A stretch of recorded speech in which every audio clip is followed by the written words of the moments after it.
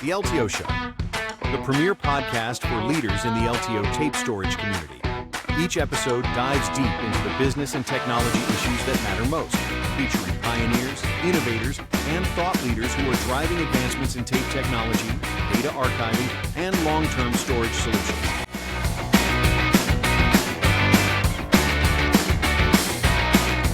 Welcome to the LTO Show, the premier podcast for leaders in the tape and storage industries. I'm your host, Pete Paisley, and each episode I bring you conversations with industry leaders who are contributing in special ways to the tape storage community. Our goal is to deliver fresh insights into the business case for LTO tape storage. Today, something a little refreshingly different. Most of the series we've spent on the hardware side, the drives and the libraries. Today, I'm excited to have an important guest from the software side, Rick Vanover, Vice President of Product Strategy at Veeam, the biggest independent name in backup, and the man who the internet has called the Batman of backup. He's been at this since 2010, and here's why he's the right person for this chair on our show. Veeam doesn't make a single drive or cartridge. They live on top of everyone else's hardware. And yet Rick never stopped championing tape when most of his peers went quiet. So today's conversation will be about some different types of gaps, not just what air gap storage really means. Is it physical air gap? Is that equivalent to logical isolation that some vendors claim? We'll talk about that, but we'll also explore the software versus hardware gap. The people who build tape and the people whose software writes to it barely seem to talk to each other. So we'll talk a little bit about the LTO consortium, the companies who wrote the LTO spec and who make the only drive that every tape on earth depends on, and how they don't appear to be building the value proposition hand in glove with the software partner who sells more of this format than almost anyone else alive. And we'll close with some comments and insights on AI, because the biggest unsettled question in cold storage today is, it's not tape versus cloud. It's about how every training run, checkpoint, data set you can't delete but rarely touch has to live somewhere. We're going to ask whether tape is the natural floor of the AI data stack, and whether the people who own the format are even building for that future. So let's get started. Rick, before we get into the ecosystem, you've been called the Batman of backup. You've been Veeam's evangelist since 2010. And unlike a lot of software people, you never stopped talking about tape. You've praised a removed tape air gap setup as a very resilient specimen. And you put the offline one at the heart of your 3-2-1-1-0 rule. So start me there. Why has tape kept its seat in your thinking when so much of the software world has moved on? Well, it's a fair question, Pete. And, to be transparent, Veeam didn't always support tape, which is actually a lot of people, have been with us a while have known that. It's a good 10 plus years that we have now. And I actually distinctly remember when we first went on that journey, but it was really great because customers were asking for it. I had it as a practitioner before. I fell in love with backup, and really all the times that my bacon was saved was really at the mercy of some form of LTO or even DDS tape back in the day. So I have a lot of faith in tape, but also, I feel like a lot of folks have examples of tape letting them down. That leads me to that 3-2-1-1-0 rule. To be fair, disk can let people down, and the cloud. Okay, they're equal opportunity offenders, as it were. And so, to put the Batman angle into it, it's just being really crafty with what we're working with. And so that 3-2-1-1-0 rule is a twist of the 3-2-1 rule, which was coined by Peter Crow in the transition from analog film to digital photography. 3 different copies of data on 2 different media, one of which is offsite. Really simple, clear recipe, doesn't prescribe any specific technology. Veeam put a twist on it, 1 and 0. We recommend 1 or more being offline, air-gapped, or immutable, and then 0 surprises with things like recovery verification and knowing that things are malware-free. And so that's that extra layer of confidence today. And, we have nothing but evidence of bad things happening to good media. So that's why we love that multiple copy approach. You're arguably tape's most credible champion on the software side that I'm aware of. Yet you sit entirely apart from the people who build the stuff, the hardware guys. Why is there such a gulf between us? Is it just me seeing this? Should the person evangelizing the offline copy and the people building the drive and the library really be this disconnected? What's your view on that?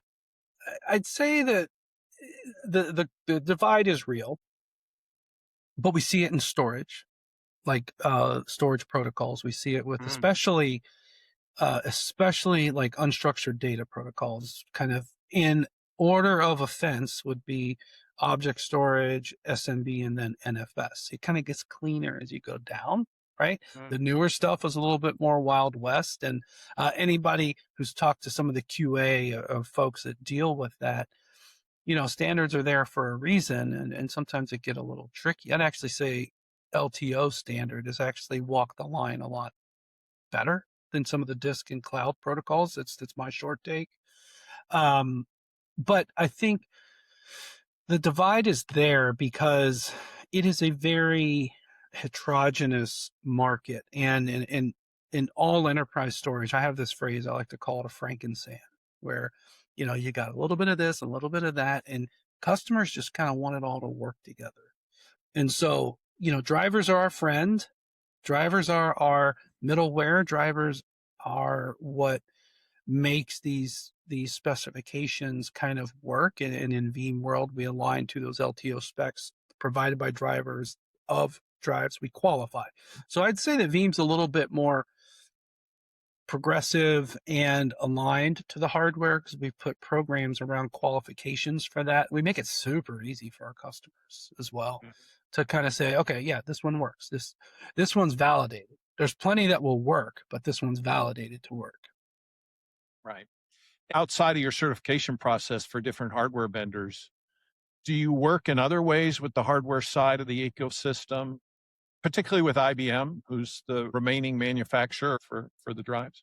Yeah, I'd say IBM is a partner. Right now, today, there's 19 qualified solutions. I'm looking. There's 3 from IBM, Diamondback, TS4500, 2 different ways. And, then some of those show up in other vendors. Like I see Lenovo, I see Quantum, and then you even have Fujitsu, if I'm just skimming through the Veeam Ready list. Yes, our engineering team does engage directly with the OEMs, and that's part of our partnership programs, the business of this business. And that's one thing that a lot of times doesn't really get picked up by end users. Now, the channel who sells the solutions is aware of how these different components work together from vendor A and vendor B. And a lot of times, sellers in those channel are qualified on both ends, right? They might be an IBM partner, might be a Veeam partner, and so they can navigate these details really well and bring good solutions to a client. And so, I'd spin that around. If you're consuming tape solutions, always make sure that the equipment is validated by, in this case, the software you want to write with, right? So in Veeam Talk, it's Veeam Ready. I'm not very well versed on all the other ones. I got my hands full with the green stuff, right? So I want to give a shout out to Atto. I don't know if you've heard of Atto. Like they make it's basically tape over Ethernet. They kind of extend the tape drive to Ethernet, which at least in Veeam Talk is validated with a few different configurations. And that's really helpful in some of these like modern hyper-converged spaces, but yet folks really want an actual tape and removable media, right? So I would really highlight to just seek out those qualifications because, there's the validated solutions and then it works. And, it's all good until it doesn't. A lot of OEMs in the industry use the Atto bridges for their Ethernet-enabled solutions. They're very popular. So if IBM has a new drive coming out, though, you don't qualify that directly yourselves. with IBM, that would come. I mean, do you work jointly with them at all on a new generation of tape in case there's some features there that Y- Veeam would exploit? I would say likely not. We like to follow the standard. So Right. we recently added Jaguar support. We've carried several LTO levels for a while. I want to say we go back to LTO 4 or 5, because when we launched our support, thought was we wanted to work with the market in a little bit backwards in time for what folks would have. So don't hold me to it as 4, but something around there, 4 or 5. And then, but no, I wouldn't say like if there's a new drive coming out, IBM's not going to reach out for us for an opinion. But you bring up a good point. We are, from 2 different analyst firms, the most deployed backup solution in the world by market share. Right. So, we have a view, and I don't have a number I can share, but it's double-digit percentage. A very surprisingly large number of our clients actually still use tape. It's a lot more than folks would say. Yeah. Well, that's why you're on the show, is because we knew some of that data.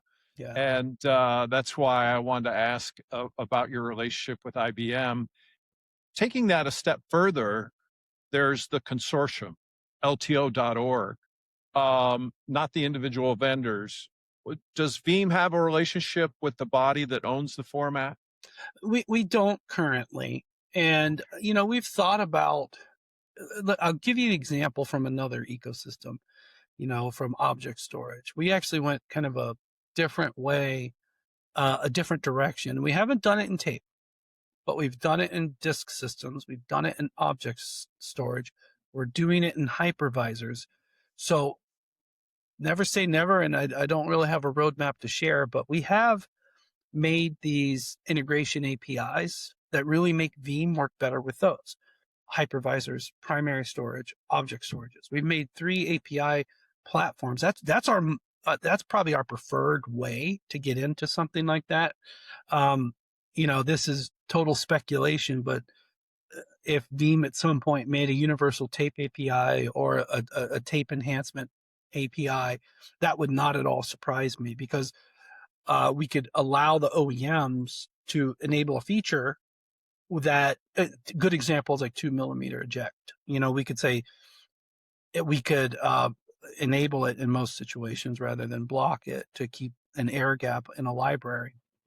Many of them already do that, but we could get into something where an API could do that. That wouldn't surprise me. Well, you bring up a very interesting point there. That would allow a lot of customization by the tape library manufacturers and the drive OEMs to do some very unique things if you opened up an API for the hardware. Yeah, and it's we've done it with storage, we've done it with object storage, rotating disk block file, and we've done it with storage object, and we're doing it with hypervisors. So because we've had this other phenomena where the market share is rebalancing with the Broadcom, conditions with VMware. And so hypervisors I've never heard of are what people are asking for now. And so we've made a way to scale that. I'll take that internally. That's an idea that came up live in the show. That is not a promise of any upcoming capability. But if I think about how Veeam thinks, that's how I would think about it.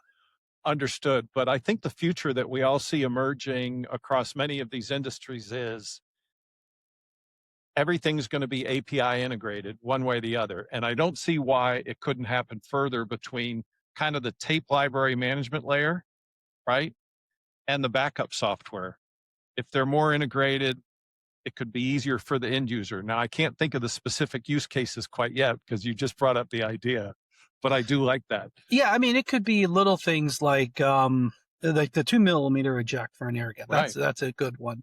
I could also think about maybe any type of optimization or rotation or preemptive relay of any anomalies, like, hey, you're tracking a little bit of extra errors here. Let's not write anything new to this and investigate it, or preemptively copy. We could get into all kinds of things. And my angle is always think about how it's going to blow up, how it's going to fail, how it's going to break. Yeah. And if we can get any type of indicator of something that could make it so that, hey, the moment I'm calling upon this infrastructure to potentially save my business, I want it to work as planned. And if I can do anything backwards of that and regards to time to make that moment a lot more likely to go as planned, that's where I Sure. want to focus my attention. Well, my mind is going to some of the early wins could probably be around the media in the sense that some of the library management apps today, some of the clients I'm working with are trying to look more closely at health monitoring for the media. Mm-hmm. And if that information can be fed to your API, for example, you can exclude that cartridge from the rotation and flag That's some what of I that was kind of exactly stuff. thinking Yeah. of, something Mhm. like that. Yeah. And this is where software guys limit kind of stops, but it's just like, I should probably before the show have pulled our tech support team. We have a dedicated team here in our center here in Ohio where we have a tape support team, and they have a couple of libraries that share the lab with ours. I should have kind of pulled some of their war stories. Maybe next time we talk, I'll do that. Perfect for a session too. I love the idea we just sparked on. Yeah. Moving on. Help me with this.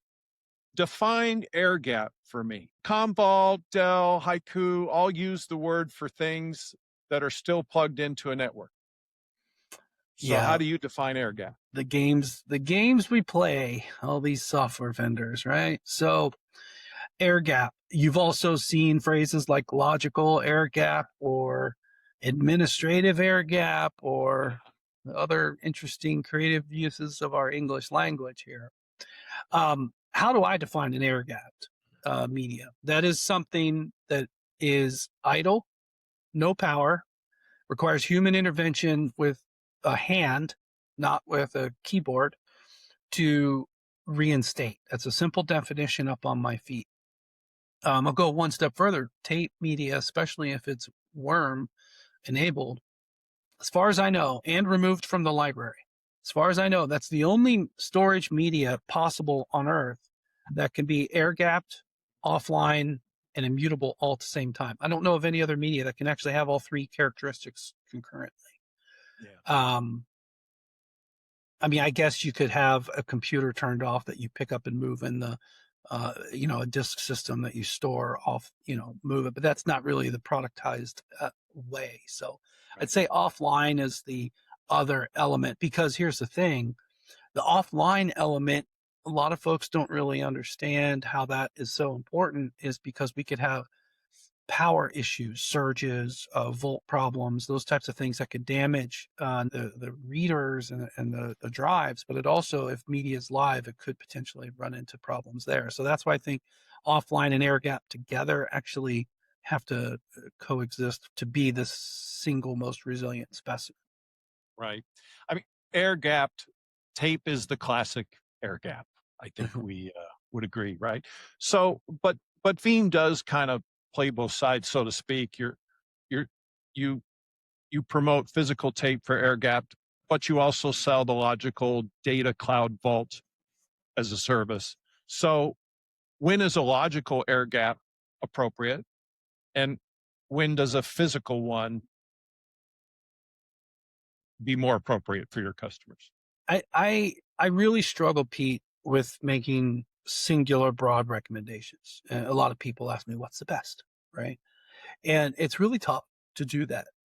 I would say one thing I like to give customers is it's still baseball season here in the US. So I like to kind of play the double play. We love a good double play if your team is on defense.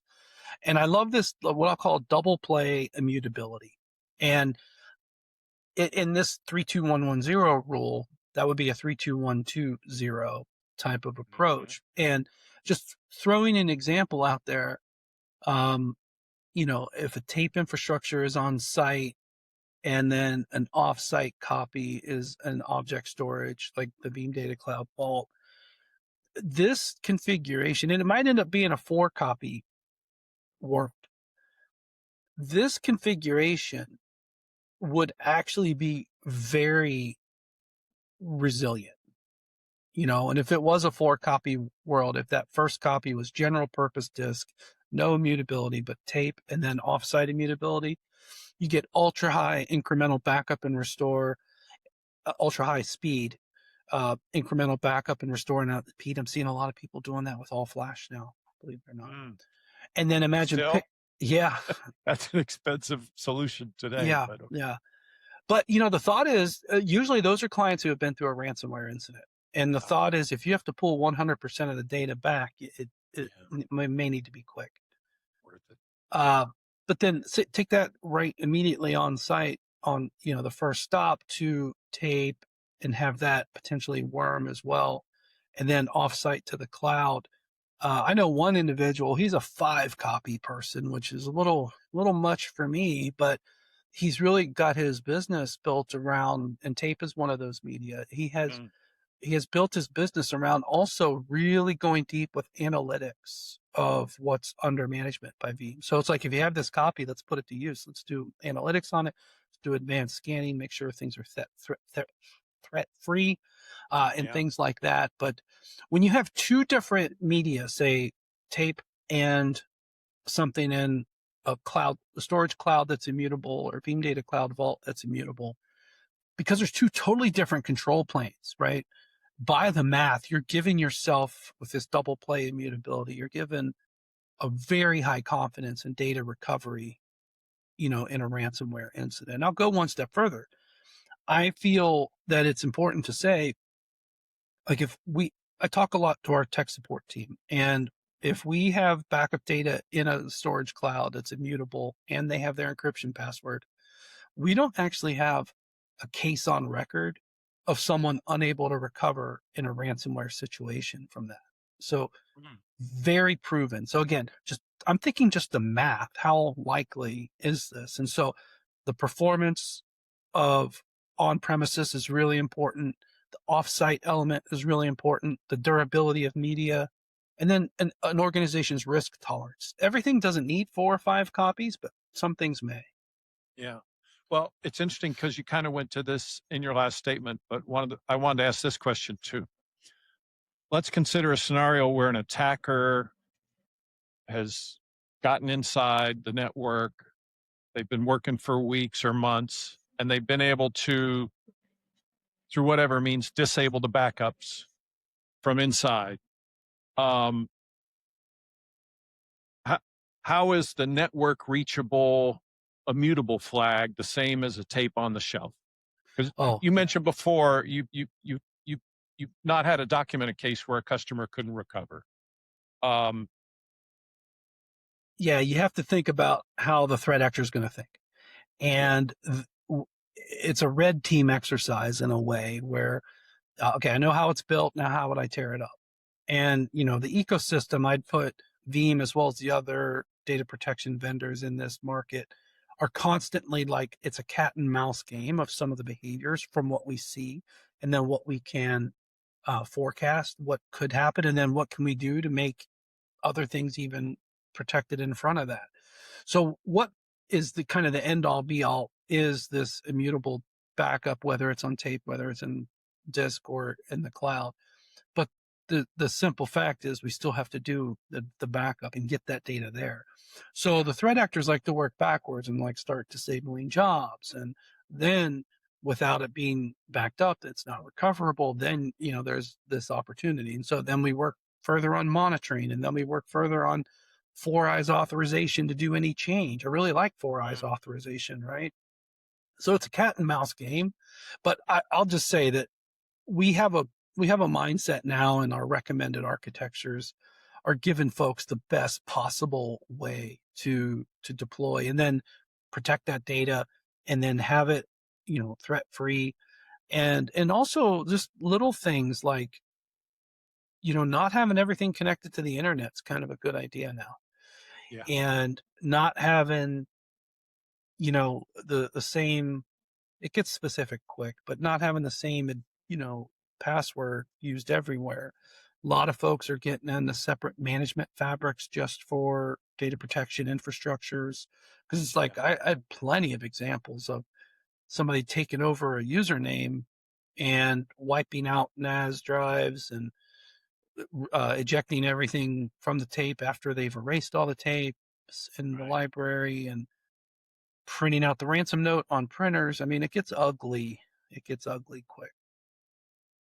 So I wanted to ask a little bit about the zero. testing restores, right? Such an important element and often a part that isn't always done consistently. What are some of the best practices you talk about with clients and your software around the zero? Yeah, so the zero is no surprises, knowing that it's recoverable, knowing that it's threat free. And that is actually the technology that is really the base of that, is actually what encouraged me to join Veeam in 2010. I just like, wow, this is wild. So it really started with the ability to take a backup and then in an isolated environment, emulate the recovery. And when I say emulate the recovery, it's not, okay, did I read everything and does it match what's on the target? It was actually, no, let's pick it up and let's run it and make sure that it starts more than a ping, more than a heartbeat. Let's look at the applications, things like that. That was a game changer in 2010. I'd actually challenged that Sure Backup as well as instant recovery were technologies that really, first of all, put Veeam on the map, and second of all, made the entire data protection industry do better. So I fell in love with that, and we've innovated it and iterated it every release since. And now we're at a point where we can do it for, file shares. We can do it for other workloads. It's not just virtual machines. And we also have a capability now where once data is under management by Veeam, we can scan it for threats such as malware, but also we can get into crafty things like, hey, plain text credit card data shouldn't be here. Little things like that, or personally identifiable information shouldn't be here. It's okay to be over there, but not here. Those types of granular things, we can get into that.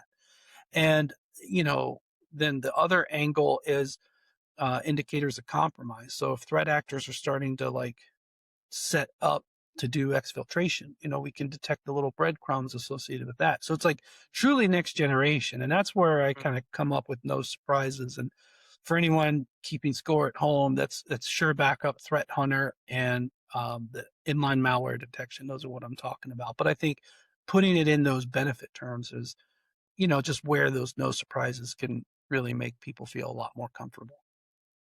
So, Rick, it sounds like you're saying even on testing, even on the zero, testing restores, you're saying that data under management by Veeam, you can use AI, so to speak, to help with that process now in improved ways. Well, we don't even need AI, but yeah, we can get into AI as well from a sense of more peculiar questions. And like, for example, just asking a broad question, when was the last verified clean restore point? So if an individual puts himself in an incident mode, maybe they haven't been doing this type of stuff previously, but they need something now.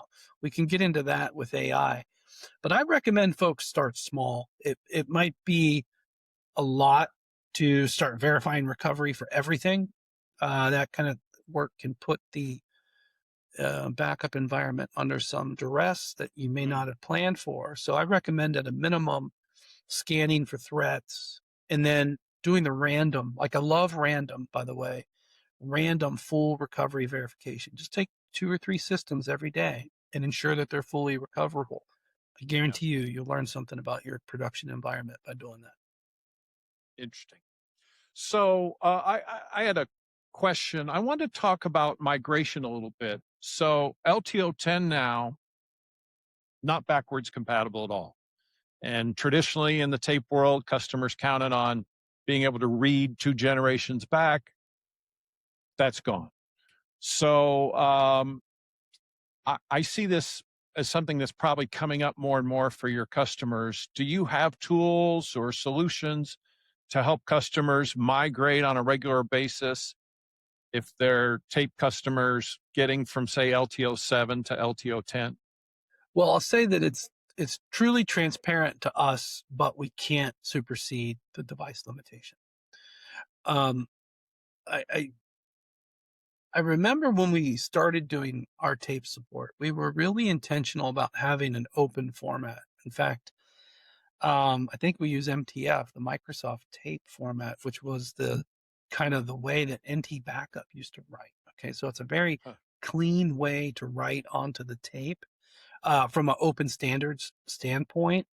So we are not in the business of lock-in. I'll make that super clear. But when it comes to this phenomena where folks can't use less than 10 on an LTO 10, I haven't spoken to a client who has maybe held off on going up or has to keep two around. I haven't spoken to anyone about that, but I do think those are the types of things that folks would think about. And that's kind of unfortunate. I do recall specifically that's a benefit, right? The whole, one of the fundamental design principles that go with tape is the notion of long term. I know LTO stands for linear tape open, but a lot of people think it stands for long term objects. So there's a big misconception in the industry, but a little trivia on what they actually stand for, right? Yeah.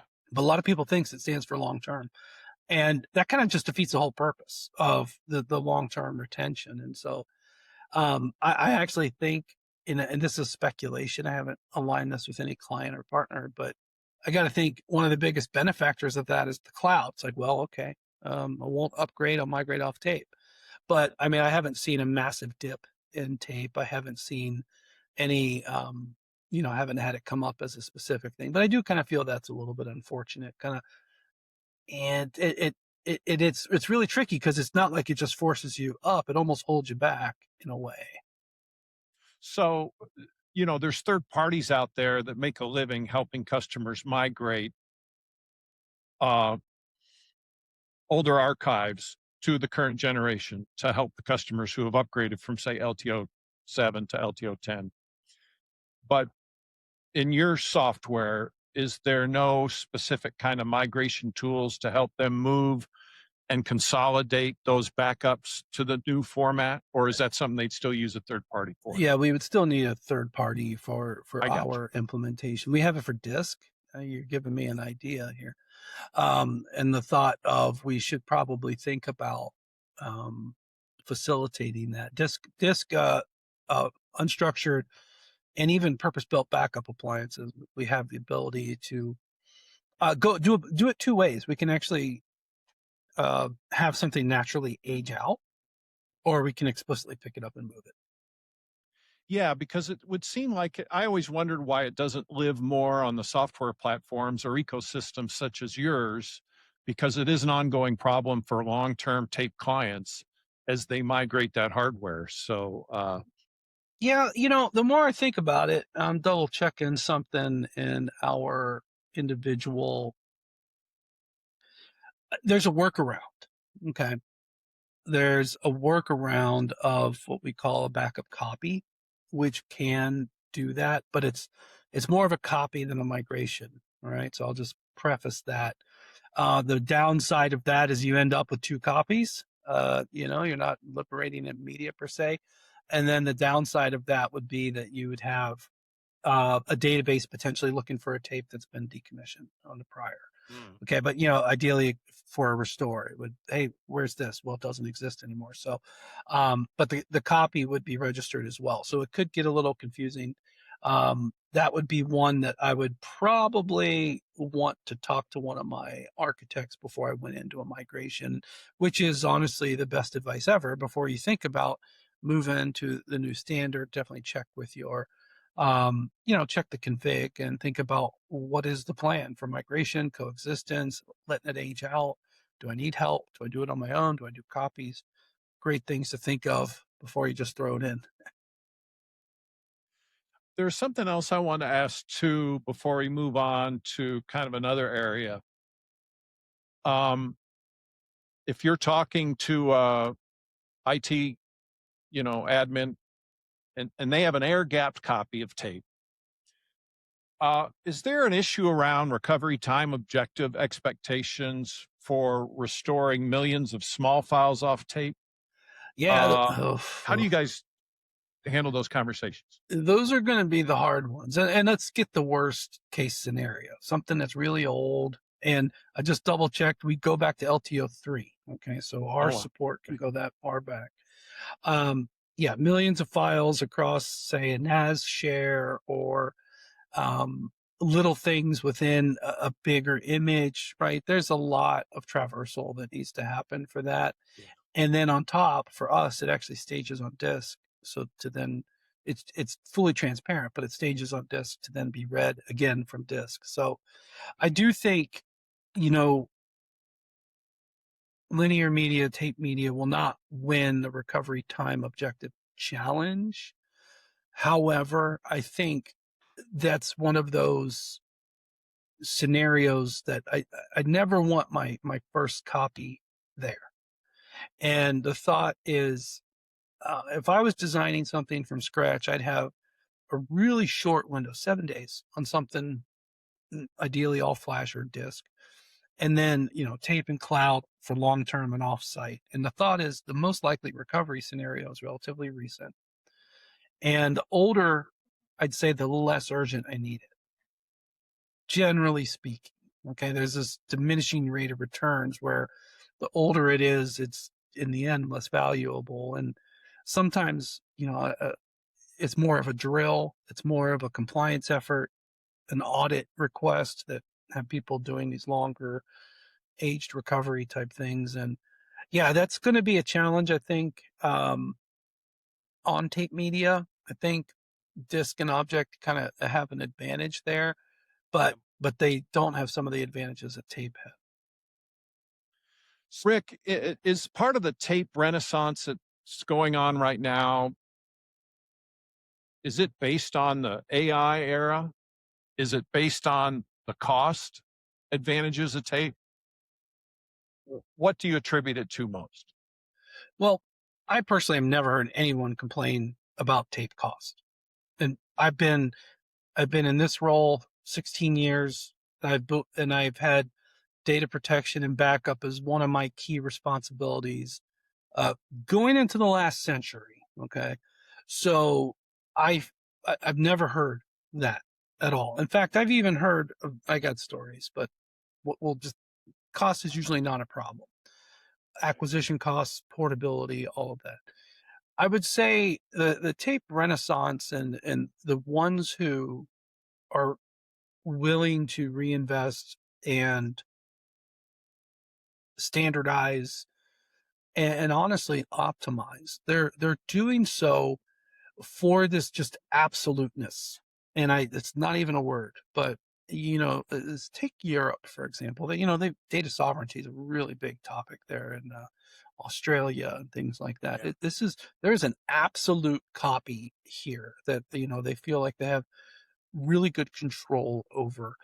And you also have a whole bunch of like these existential threats going on. You have the sovereignty play, you have TCO. You know what? You also have, there's some media pressure going on right now. Like the supply chain for rotational and flash storage is actually under some duress. The Yeah. the data center, um, AI data centers that are going on are really taking a lot. And heck, we're probably right around the corner from a new iPhone, and that'll do it too. So the supply chain has like a infinite, or I should say, a finite capacity here. And I don't really see that in tape media. I don't really see that in the drive space. So I feel like you've got like these factors going on in the industry that really make tape one of the natural choices. I'm all about 3 or more copies above all. And you can get into kind of some creative things, the storage snapshots, does that count as one of the copies, and tape Right. is definitely a copy, but something offsite, and one or more of those resilient with immutability or worm or something like that. So it's like, I think there's this flexibility element that also tape brings still to this day, along with acquisition costs that cannot be beat, portability that cannot be beat, and just, you know, um, in the end, every practicing IT pro who decides what they're going to do for this part of the storage or of their IT responsibility, that the tape storage, that is I hate to use this analogy, but that's that insurance policy that they hope they never have to cash out. And, Yeah. you're betting your job on it in a way. So the tape people, the tape hardware people in our ecosystem like to talk about, hey, people are leaving cloud for cold archive, deep glacier storage. They're bringing it back on-prem for cost and data sovereignty issues. Do you guys really see that happening much? Do you have customers who are calling you going, hey, we're going to move that layer back to tape and bring it on-prem? Well, I see a lot of repatriation in general, Okay, and yeah, we do see it. And it's not usually because of the backup costs. It's usually because of lift and shift costs. That's the worst economic model. Let's run to the cloud and not change a thing. That's not very good. Nothing against the clouds. They're actually instrumental to our business. And then secondly, what's really interesting is what I've learned about whenever any type of repatriation goes on, the public clouds are actually very aligned in wanting customers to optimize their spend. Not necessarily reduce it, but optimize. And so that's why I work backwards to lift and shift is the worst practice because it's usually quite oversized and things like that. Now, when I talk about data protection in the cloud and, or data protection, on-prem and tape, you find the economics of tape are for the length of duration likely among the best. I see and like I said, I've never had anybody complain about tape costs. I have heard folks complain about cloud costs. I have heard folks complain about purpose-built backup appliance costs. I have this really interesting view because I don't really get too prescriptive. Veeam does now have an object storage system. We acquired a company earlier this year called Object First. And that is still one of those things that it could be part of the 321. It could be in addition to tape, and it's transparent and ubiquitous to us. We're almost so flexible in the market. It's hard to be prescriptive at all, but I would say the economic model is probably one of the most overlooked things. And let me explain. We learned a lot when we went big into object storage, in the sense that if you have an economic model that meets your expectations, great.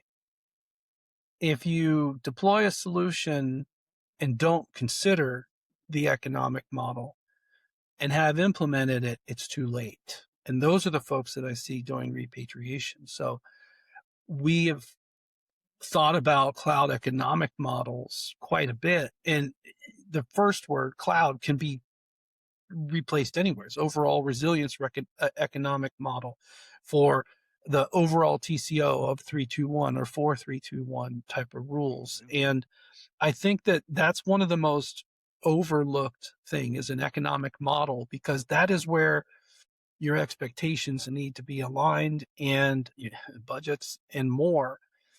And if it's been implemented, it's too late. I do see folks repatriate, absolutely. And it comes down to the economic model. It's never, Amazon just keeps letting me down. I don't hear that. No, not at all. It's an economic model that is the problem for that type of data. Now, they're not wholesale evacuating. They might just be moving certain elements to the right place. And it's a right sizing, right placement type of drill above all.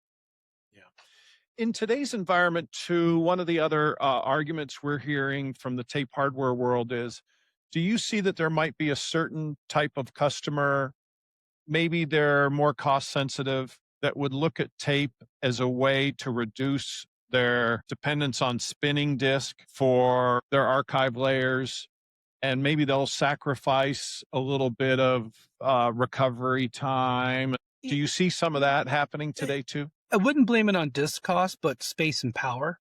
That has absolutely been a factor to, advantage tape, because you can have a lot of overall storage capacity removed from the space. I see a lot of space constrained clients and colos and stuff like that. Sometimes even just getting additional data center space is even hard right now, by the way. Yeah. So I'd put space and power as a little bit more of a driving factor instead of, because they would use in the end less power and less space for the overall capacity. Interesting perspective. And how are customers dealing with the cartridge management if it's in a colo or an offsite location? Do you have solutions to help customers with that tape vaulting service, as it's called? Veeam does not. I do think there's a little bit of sneaker net involved, and sometimes you can get hand service at the colos and stuff like that. Total side note: we actually saw an uptick of ransomware problems in early 2020 because folks weren't operationally going into the colos to do those rotations, right? They just kind of stayed home for things. Right. So I don't want to forget a lesson of the past here, in that I highly recommend these types of operational elements. For one, you get a visual on the equipment, which is always good.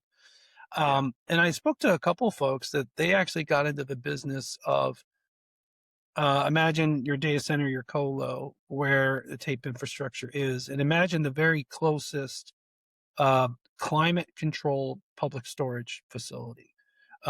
Stop here to get the tape, stop there to get and then back whatever needs. So I've seen some folks do crafty solutions like that because they have their infrastructure, but they may not even have their office anymore. Those types of things. So public storage, climate controlled public storage is actually a pretty good one to do this. You don't need a lot of room. It's access controlled, all those different things kind of meets the criteria. So something to keep in the pocket. Well, it's an interesting and a bit neglected part of the business as tape kind of reemerges. This tape vaulting area is, I think we need some new solutions there. It's a very old school part of the tape business. No, It's Iron not Mountain has glamorous done it. either. No, it's not. Iron Yeah. Mountain has done it for many years, and I believe they still are. Yeah, So for sure. There's I'll- definitely that angle. I've spoken to a lot of folks that are on the DIY side of it.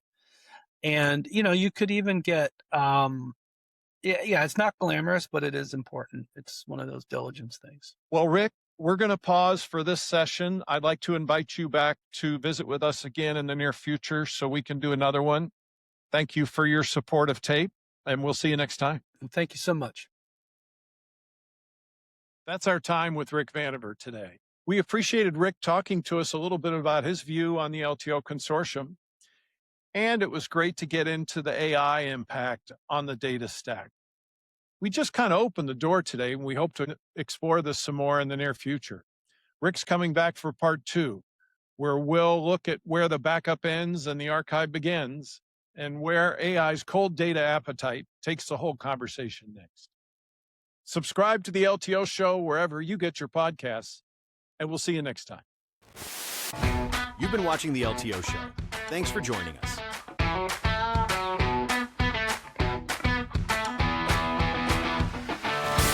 The LTO Show is produced and written by Pete Paisley. Thanks to our sponsors, these guys and these other guys.